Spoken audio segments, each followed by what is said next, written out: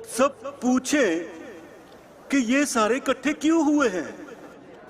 आपको पता है, मेरी टांगे खींचने के लिए इनकी ईची बीची खरबूजा लीची सब बताऊंगा। ये सारे इकट्ठे इसलिए हुए हैं कि ये कानून की बालादस्ती नहीं मानते। ये कह रहे हैं असल में कि हम कानून से ऊपर हैं, हम जिन भूत हैं। हम चोरी करें, हम डाके मारें, हमें कोई हाथ ना लगाए। हमें कोई हाथ लगाए, हम कह देंगे हमारी इज्जत लूट रहा है। अदालत फैसला करेगी। पूरा 2 साल के बाद JIT के बाद अदालत फैसला करती है तो अगला कहता है मुझे क्यों निकाला। मानता ही नहीं है। सुप्रीम कोर्ट के फैसले को चिड़ी उड्डा कां उड्डा की तरह हवा में उड़ा दिया। उसके बाद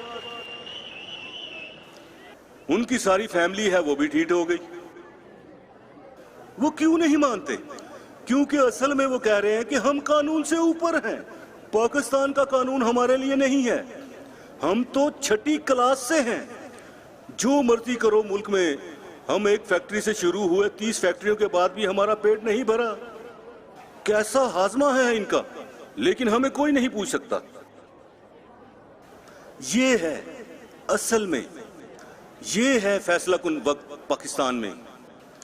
क्या ये क्लास जिन्होंने 30 साल से जिन्होंने मुल्क के बाल नोच नोच कर गंजा कर दिया है, ठीक है? सुने, अगर ये क्लास ये समझ रही है कि सड़कों पे निकल के इमरान की चड्डी उतार देंगे, तो आपने पहले देखा ही है कि हमारे जलसे कितने एंटरटेनमेंट होते थे।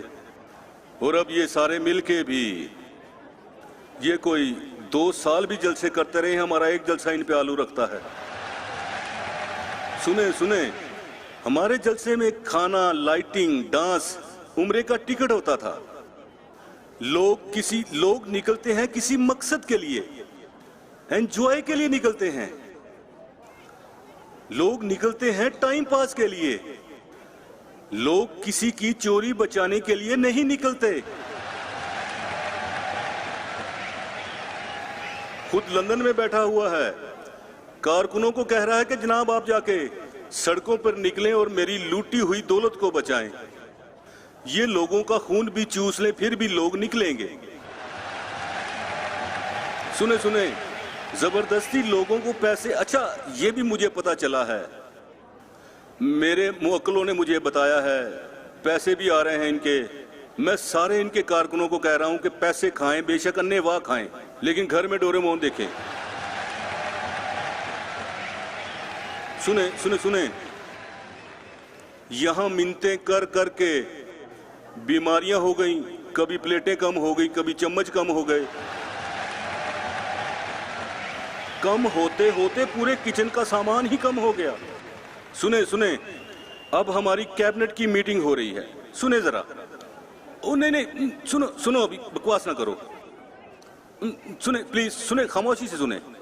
कैबिनेट की मीटिंग हो रही है, ये जरा सुने। अब जनाब कैबिनेट की मीटिंग हो रही है। एक अदालत ने हमें कह दिया कि अगर नवाज शरीफ को कुछ हो गया तो गवर्नमेंट जिम्मेदार होगी। अब हम अदालत से पंगा तो नहीं ले सकते। कैबिनेट की मीटिंग हो रही है, 6 सेकंड मीटिंग चल रही है। डॉक्टर्स बैठे हैं, उसको ये भी बीमारी होगी, उसको वो भी बीमारी हो गई, ये भी बीमारी होगी। हम सारे बैठे हैं परेशान, सुन रहे हैं कि बीमारियों से ट्रक भरा हुआ है।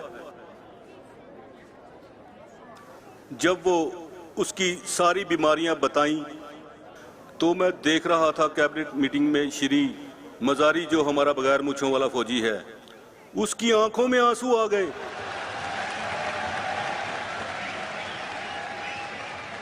सुने, अब लोग जानते हैं श्री मजारी को वो फर्श से भी ज्यादा मजबूत है। उसकी आंखों में आंसू आ गए तो सोचें कि किस तरह की बीमारियां हमें बताई गई। सुने, खौफ से हमारी आंखें 1 इंच बाहर आ गईं कि ये जहाज की सीढ़ियों पे भी चढ़ सकेगा कि नहीं। और ये वो वहां जाके ऐसी लंदन की हवा लगी, सोमो पहलवान बन गया। और उसको वहां जाकर किसी हॉस्पिटल के रास्ते का नहीं पता चला। देखिए, सुने सुने, लेकिन फिर जरा सुन लें। मैंने जब इसके साथ वो जो सारे अभी कीड़े मकोड़ों की तरह फिर रहे हैं, उनको जब इनकी खस्ता हाली देखता हूं तो मैं सोचता हूं कि क्या उनको कोई शर्म नहीं आती कि उनका लीडर सारे पाकिस्तान का जूस निकाल कर बाहर ले गया है। कोई शर्म नहीं आती आपको कि पहले ही यहां कितनी गुर्बत और बेरोजगारी है हमारे मुल्क में।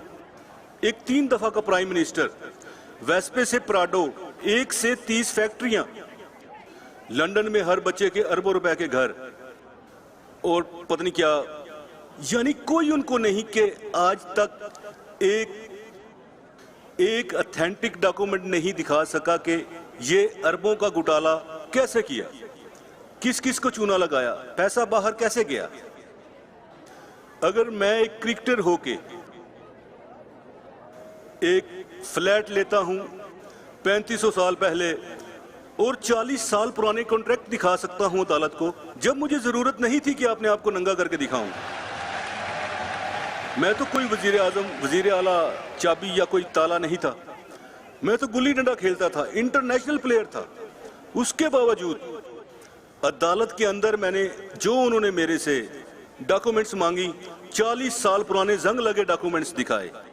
तो जो 3 दफा मुल्क का बनने वाला ढक्कन एक डॉक्यूमेंट ना दिखा सके, तो इनके सारे दरबारी जो हैं, क्या उनको कोई शर्म नहीं आती कि गरीबों की धोती भी उतार कर ले गया है। मैंने सोचा कि कोई इतना, या तो वो बहुत बड़ी कोई चबल होगी जो समझे ये वाकई ईमानदार है।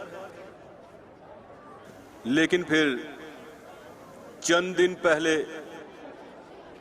मैंने देखा कि इनका एक सीनियर मुर्गा सुबह के 3 बजे किसी खातून के घर बांगे देने चला गया। सुने सुने सुने सुने सुने, मैं भूल जाऊंगा, सुने सुने।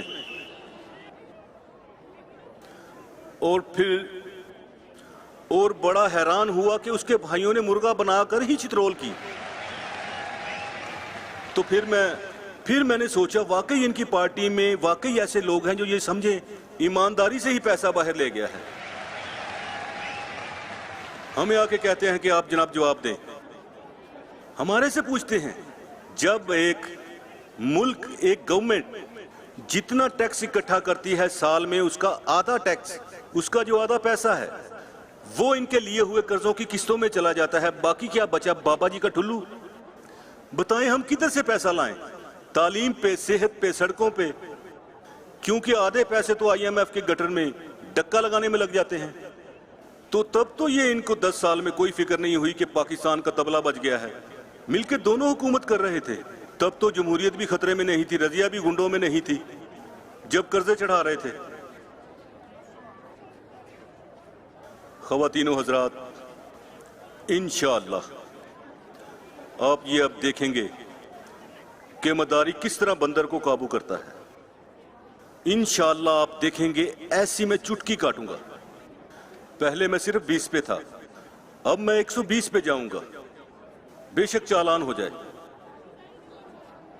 हमें शुरू में डिफॉल्ट से बचना पड़ा, उसके बाद ये जो कोरोना आया बगैर इजाजत हमारे घरों में दाखिल हो गया।